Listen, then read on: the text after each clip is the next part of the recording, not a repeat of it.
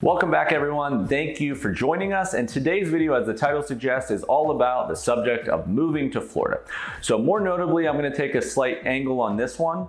But what we've basically been dealing with, good or bad, is just a mass migration like we've never seen. We've talked about it in a lot of different ways, but I have a real intimate view of it because of YouTube and Google and the relocation market, which is my business. So almost every single one of my clients lives out of state. So I get a lot of feedback when it comes to this. And then I get a bunch of friendly comments on YouTube from locals of how much they like it as well. So kind of you have all these angles here, but either way, there's no doubting how many people are moving here, and the data backs it up in a crazy way. There was a recent study that was done by the US Postal Service that had Cape Coral and Sarasota as ranked #1 and #2 in the entire country of change of address forms in the last 12 months. U-Haul did another study which had Northport ranked as the fastest growing city in the United States. And then beyond that, there's 5 out of the top 25 cities in the entire United States in Florida for destination locations. So with all that being said, today I wanted to kind of use a little whiteboard to change the format here, but I want to talk about 4 of the major markets of just direct, repeatable, repetitive feedback I've had from clients on what is swaying them to make the jump to the Sunshine State. Let's get into it. Okay, #1 on this list, the low-hanging fruit. Let's talk about Florida weather. So this is how many days a year Florida on average gets of sunshine. 237 days of roughly 360 days a year. 15% higher than the national average of every state that's not in Florida. And then in certain cities that are southern, like getting to like that below Tampa or whatever, certain cities get way higher, even close to 300 days a year. And I know when I moved away just once or twice to like North Carolina area and it was just a little bit colder, I know the grayness and the lack of sunshine on a daily basis really kind of affected how I felt and that kind of thing. So I think that is underrated and really important. It's an obvious one, but it's important.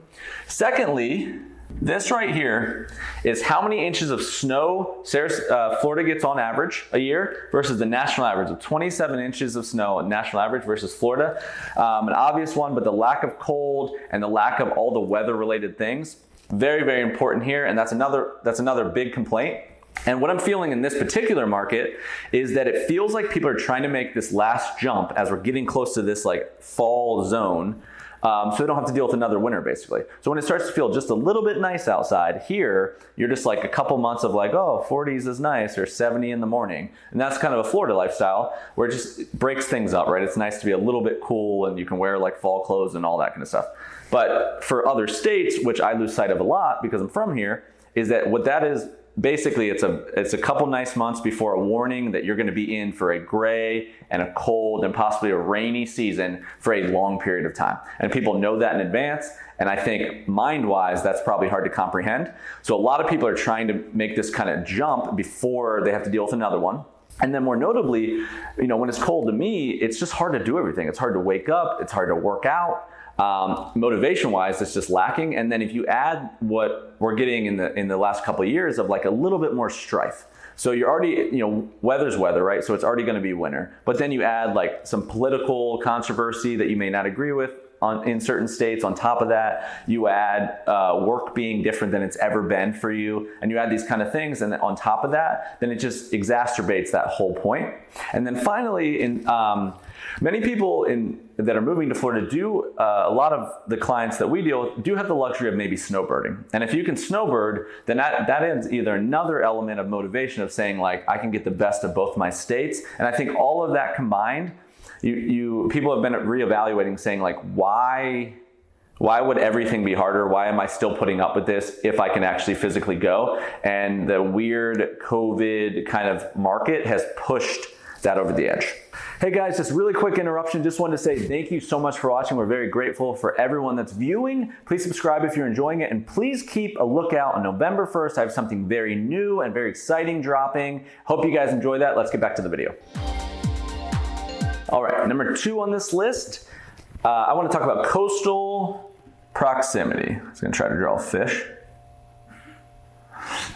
You get the idea. Coastal proximity. First off, I think, not to sound hoity-toity, but I think there's something just feels good about being close to the coast for whatever reason. There's been studies done on it of just the distance to the coast is good for the mind and the soul and the refreshing of like, even like the way the wind blows off the beach and that kind of thing. That's opinionated, but I think my personal experience with it, I think there's just something about it. It just feels like every time you go out, you're like, we need to come here more often type of thing. So I think it's nice to have that option. The second thing I think is it's no longer, if you live in Florida, in most cities, it's no longer a destination vacation that you have to recover from. It's a weekend opportunity. It no longer makes it like, it's like a jewel that you're like looking forward to all year, but it's so accessible in a lot of cities just because how narrow the shape of Florida is. It's hard to get really far. So I think that's a big, big addition, and especially, you know, if you talk to people that are in like the middle of these states or just, you know, an hour and a half even right now, then I think that's a huge option of moving to Florida for the, especially for the cost. The third one is, I think, water recreation.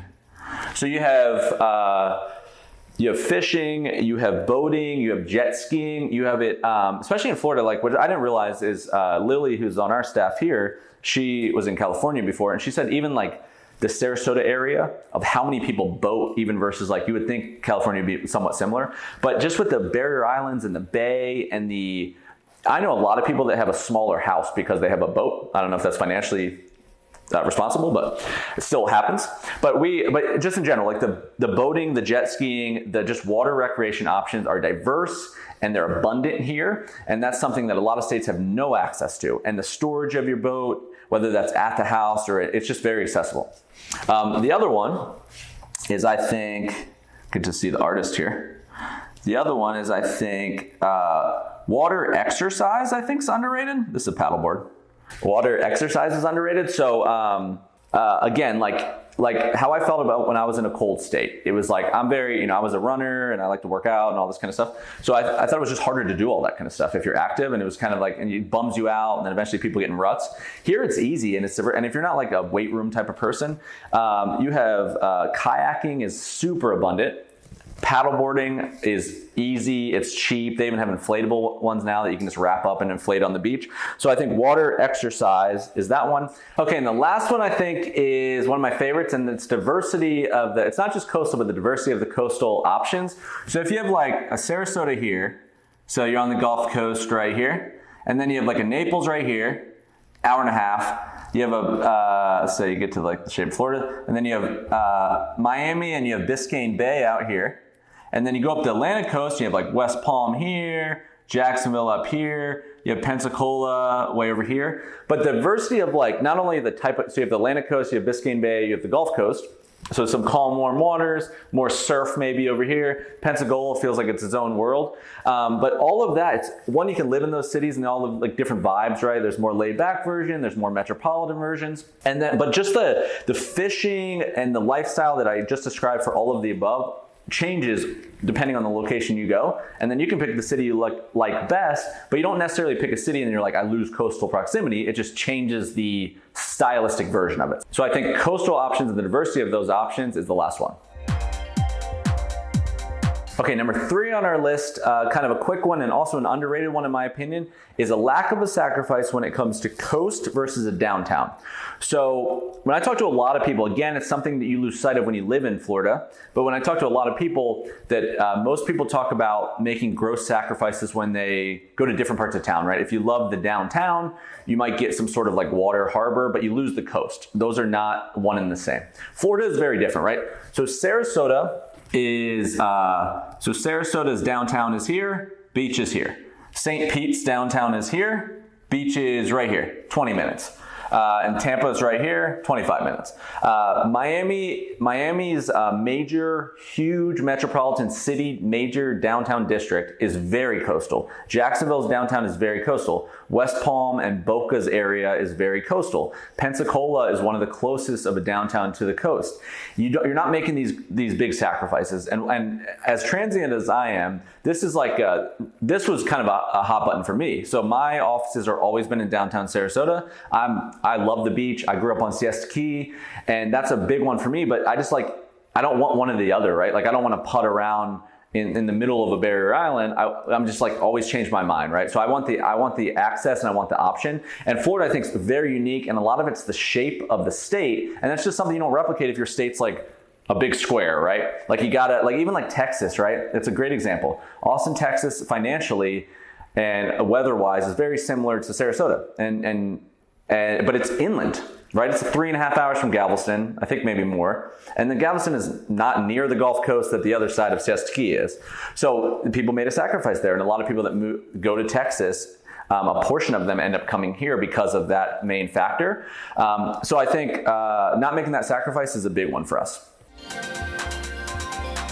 All right, and our fourth and final marker on this list of why clients are swayed to move to the Sunshine State is one of people's favorite and an easy one, and that is cost.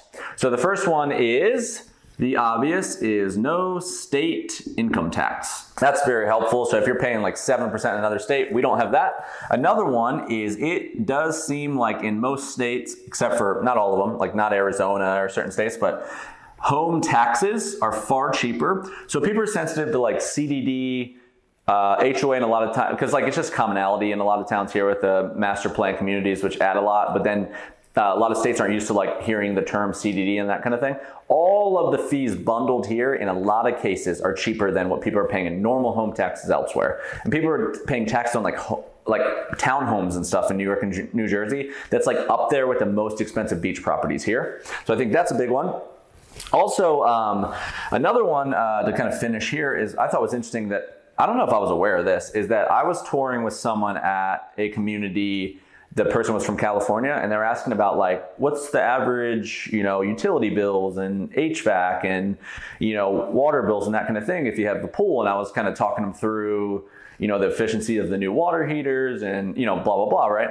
But what I didn't expect is like, they were saying like normal new house, like water and air conditioned bills in California were like almost double what it would be here on a brand new house with a pool and a heater. So I don't think I was aware of that. So all that to get at basically total cost of ownership in Florida. It seems like if you're coming from Florida up, you're not going to like what you see probably. I wouldn't even know what I was looking at. If you're coming from most states down, or like California down and over, or Washington, New York, New Jersey, even Canada, everything gets better. So just total cost of ownership, it's warmer, it gets a little easier to live, it gets cheaper. So that perspective is never going to get different, right? It's never going to like flip. So even as this place gets more expensive, it's not going to get cheaper in the other places either, right? It might get a little bit more even, but it's not going to get cheaper. So that perspective is always going to drive this kind of change, and it's always going to drive this migration. And the only difference this year, in this last 15, 16 months or so, is that it happened faster than anyone could predict because of the work from home and COVID and all this kind of stuff that's never been here before. But the general markers of why people relocate in general will never be different. And I think this is a big reason. All right, guys, that does it for this one. Thank you so much for watching. Please subscribe and like if you enjoyed it. Please check out the description box below. We have tons of helpful resources, links, a relocation guide, statistical analysis, models, all this kind of thing. Please stay tuned. We have something very exciting, I think dropping about November 1st. I'll talk about a lot more here in the future, but keep on the lookout for that. I think you guys are going to like it. It's going to be a little bit different than what we currently have going on. And finally, if there's anything that you want me to talk about, if there's anything that you'd like me to explore, please comment below. We would love to hear your thoughts. And thank you again, and we'll see you on the next one.